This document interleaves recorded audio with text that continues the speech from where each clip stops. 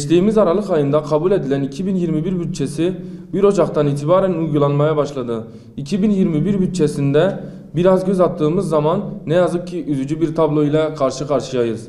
Kabul edilen 2021 bütçesinde temel eğitime 82 milyar lira, orta öğretime 43 milyar lira, yüksek öğretime ise 52 milyar lira bütçe ayrılmıştır. Hepsini topladığımızda 177 milyar liralık bir kaynak ayrıldığını gösteriyor.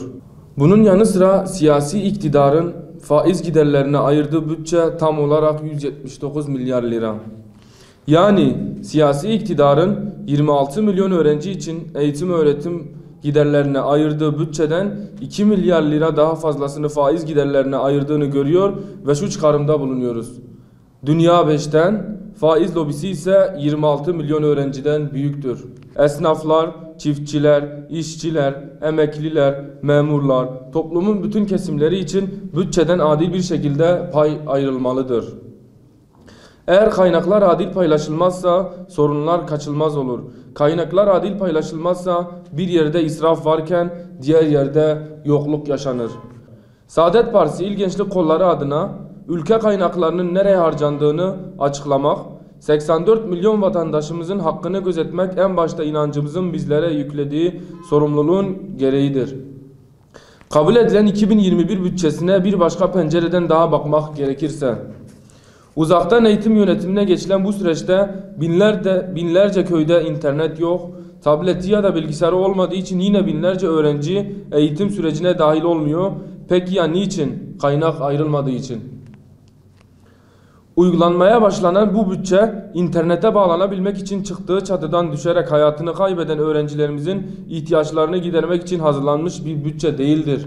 Uygulanmaya başlanan bu bütçe KYK borcunu ödeyemediğinden dolayı icralık olan 280 bin mezunun derdine merhem olmak için hazırlanan bir bütçe değildir. Oysa 2021 yılı bütçesinde faiz lobisine ödenecek miktarın sadece %3'ü ile KYK borçlarının tamamını silmek mümkündür.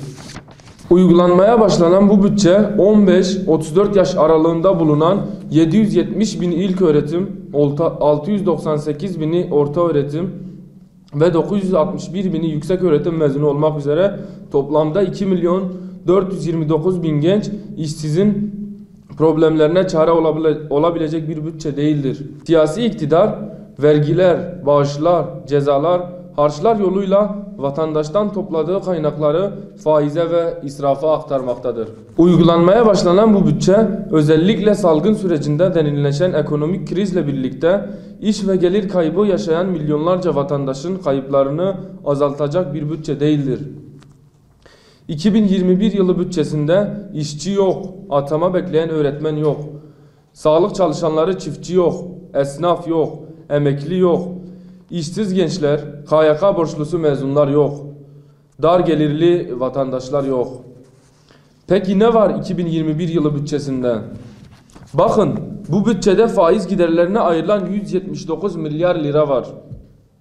Bu durum Ocak 2021'den itibaren yüksek vergi artışlarının ve yeni bir zam yağmurunun başladığı ve devamının da geleceği anlamına gelmektedir. Yeniden büyük bir Türkiye vizyonuna çok uzak, yaşanılabilir bir Türkiye hedefinin yanından bile geçmeyen bu bütçeyi hazırlayıp onaylamak halkımıza yeni acı reçeteler vermekten başka bir şey değildir.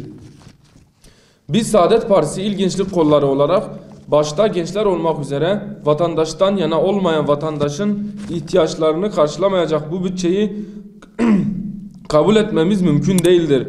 Ve bu bütçe bir kırmızı kart hak etmektedir.